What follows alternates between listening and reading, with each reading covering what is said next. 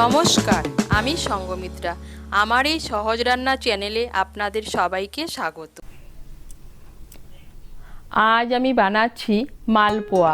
আপনারা খুব সহজেই বাড়িতে বানিয়ে নিতে পারেন এই মালপোয়া। আপনাদের যদি এই রেসিপিটি ভালো লাগে তাহলে লাইক এবং শেয়ার করবেন, আর রেসিপিটি কেমন হয়েছে কমেন্ট করে জানাবেন। আরও নতুন নতুন রেসিপি পাওয়ার জন্য চ্যানেলটিকে অবশ্যই সাবস্ক্রাইব করবেন। ধন্যবাদ। প্রথমে মালপোয়ার ব্যাটারটা বানিয়ে নেব। তার জন্য নিয়েছি 1 কাপ চালের গুঁড়ো, নিয়েছি হাফ কাপ ময়দা আর 1/4 কাপ সুজি। ব্যাটারটা বানানোর জন্য এখানে একটা বোল নিয়েছি, এর মধ্যে নিয়ে নিচ্ছি চালের গুঁড়ো, নিয়ে নিচ্ছি ময়দা, নিয়ে নিচ্ছি সুজি, এর মধ্যে দিয়ে দিচ্ছি 2 বড় চামচ চিনি,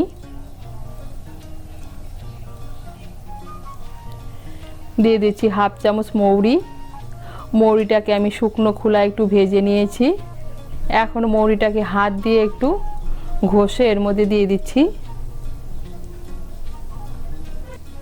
এখন সমস্ত উপকরণ ভালো করে মিশিয়ে নেব। এই দেখুন সমস্ত উপকরণ ভালো করে মিশিয়ে নিয়েছি। এখন অল্প অল্প দুধ দিয়ে ব্যাটারটা তৈরি করে নেব। এখানে আমি ব্যাটারটা বানানোর জন্য দুধ ব্যবহার করছি, আপনারা দুধের পরিবর্তে জলও ব্যবহার করতে পারেন। এই দেখুন দুধ দিয়ে আমি ব্যাটারটা তৈরি করে নিয়েছি।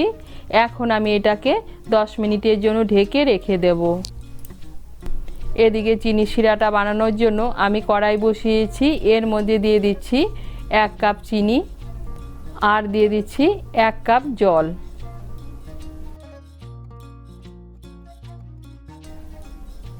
দিয়ে দিচ্ছি 2টো এলাচ, এলাচের মুখগুলো একটু ফাটিয়ে দিয়েছি। এখন চিনিটাকে মিশিয়ে নেব, মিশিয়ে নিয়ে চিনি শিরাটা বানিয়ে নেব। এই দেখুন চিনি শিরাটা বানিয়ে নিয়েছি। এখন আমি চিনি শিরাটাকে সাইডে রেখে দেব। এই দেখুন এদিকে আমি ব্যাটারটাকে 10 মিনিটের জন্য ঢেকে রেখে দিয়েছিলাম। এখন এর মধ্যে দিয়ে দিচ্ছি অল্প নারকেল কোড়া,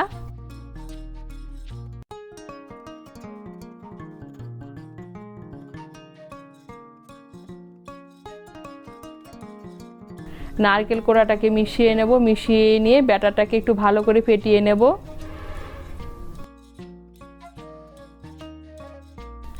ব্যাটারটাকে ভালো করে একটু ফেটিয়ে নিয়েছি। আর এই দেখুন ব্যাটারের ঘনত্ব একদম পাতলাও না একদম ঘনও না।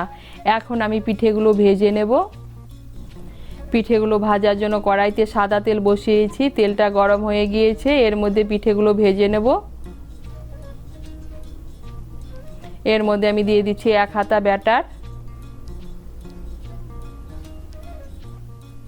এই দেখুন পিঠেটা কি সুন্দর ফুলে উঠেছে। এখন আমি পিঠেটাকে উল্টে দেব। উল্টে পাল্টে পিঠেগুলোকে আমি লাল করে ভেজে নেব।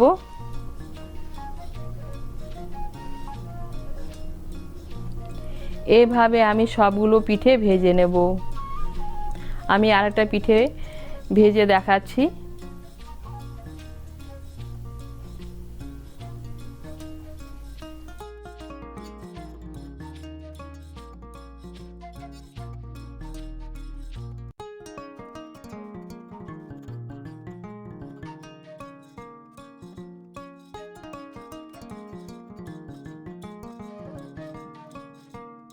এই দেখুন আমি আরেকটা পিঠে ভেজে নিয়েছি।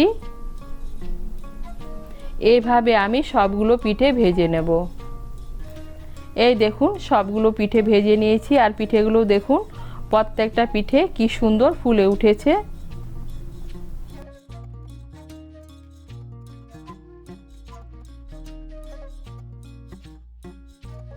এখন আমি পিঠেগুলোকে চিনি শিরার মধ্যে দিয়ে দেব।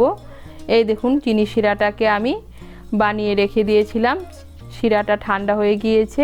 এখন শিরাটাকে একটু গরম করে নেব। শিরাটাকে গরম করে নিয়েছি, এর মধ্যে আমি দিয়ে দেব পিঠেগুলো।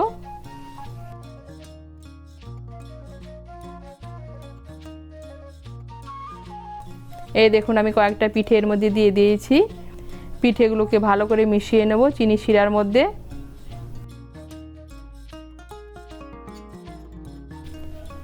মিশিয়ে নিয়েছি, এখন আমি পিঠেগুলোকে তুলে নেব। বাকি পিঠেগুলোকেও এভাবে আমি চিনি শিরার মধ্যে মিশিয়ে নেব। এই দেখুন পিঠেগুলোকে চিনির শিরায় মিশিয়ে তুলে নিয়েছি। আর এই দেখুন পিঠেগুলো দেখতে কতটা লোভনীয় হয়েছে। আপনারা এই শীতকালে খুব সহজেই বাড়িতে বানিয়ে নিতে পারেন এই মালপোয়া। খেতে কিন্তু অসাধারণ লাগে। তৈরি হয়ে গেল মালপোয়া।